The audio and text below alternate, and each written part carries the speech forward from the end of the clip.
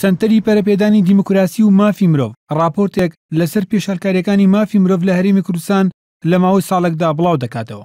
لە راپۆرتەکەدا 736 حاڵەتی پێشەلکاری تۆمار کراوە لە سەرەتای مانگی 2 ساڵی ڕابردوو تا کۆتایی مانگێکی ئەم ساڵ.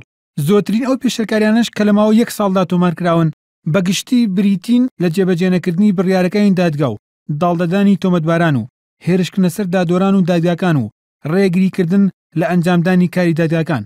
راپۆرتەکە حاڵەتەکانی پێشەلکاری لە دادگاکان و بنکەکانی پۆلیس و ئاسایشدا تۆمار کردووە. بەپێی راپۆرتەکەش 309 حاڵەتن و بریتین لە جێبەجێنەکردنی بڕیارەکانی دادگا و دەستگیرنەکەی تۆمەتباران و وەڵام نەدانەوەی نووسراوەکانی دادگا.